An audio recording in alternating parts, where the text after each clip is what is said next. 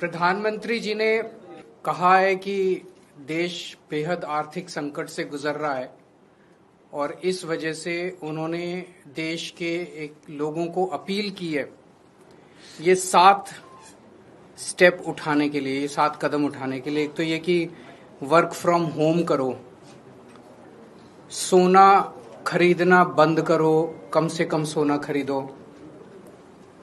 तीसरा, तेल की बचत करो, पेट्रोल डीजल की, पब्लिक ट्रांसपोर्ट इस्तेमाल करो। चौथा, फर्टिलाइजर्स का कम से कम इस्तेमाल करो, नेचुरल फार्मिंग करो। पांचवा, फॉरेन प्रोडक्ट्स कम से कम इस्तेमाल करो और फॉरेन एक्सचेंज बचाओ।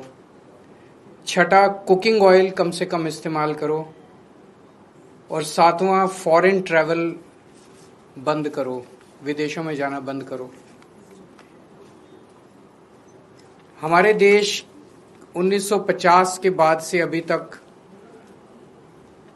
ऐसे कई समय आए जब देश अलग अलग संकटों से गुजरा। कभी अलग अलग देशों से युद्ध हुआ, चीन से, पाकिस्तान से, आर्थिक मंदी से भी गुजरा। लेकिन इतने कठोर कदम आज तक कभी किसी प्रधानमंत्री ने देशवासियों को लेने के लिए नहीं कहे। मुझे याद है लाल बहादुर शास्त्री जी ने भी देश के लोगों से अपील की थी, इंदिरा गांधी जी ने भी एक समय सोना ना खरीदने की अपील की थी, अलग अलग अपीलें की थी अलग अलग प्रधान। इतनी कठोर अपील, इतनी सारी 7 इतने बड़े कदम आज तक कभी किसी ने नहीं लिया। पूरा देश इस वक्त सदमे में है।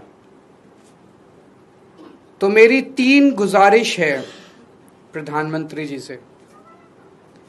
एक तो ये कि अगर आपने इतने कठोर कदम उठाने के लिए कहा है तो इसका मतलब अर्थव्यवस्था का काफी ज्यादा बुरा हाल है और या आने वाले समय में और भी ज्यादा बुरा हाल होने का अंदेशा है।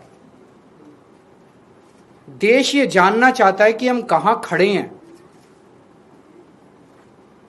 आपने हमें कहा हम सब देशवासी देशभक्त हैं, कठोर से कठोर कदम भी उठाएंगे, कठोर से कठोर अपने को, अगर हमें कठिनाइयां बर्दाश्त करनी पड़ी, कुर्बानियां देनी पड़ी देश के लिए, वो भी करेंगे। लेकिन पता तो चले कि ये कदम क्यों उठाए जा रहे हैं, पता तो चले कि अर्थव्यवस्था कहां खड़ी है। केवल आदेश भर दे देने से तो काम नहीं चलेगा ना। ये देश हम सब लोगों का है, ये देश हम 140 करोड़ लोगों का है। तो प्रधानमंत्री जी से मेरा पहला निवेदन है कि वो पूरा आज हमारी क्या स्थिति है, अर्थव्यवस्था की, इकोनॉमी की क्या स्थिति है और आने वाले समय में कुछ महीनों में या 1 साल में हमारी क्या स्थिति होने का अंदेशा है, इसके ऊपर सारी जानकारी देश के लोगों के साथ साझा करे। नहीं तो लोगों के मन में शंका पैदा होती है, अलग अलग किस्म की अफवाहें फैल रही है, कोई कुछ कह रहा है, कोई कुछ कह रहा है, अफवाहों का बाजार गर्म है।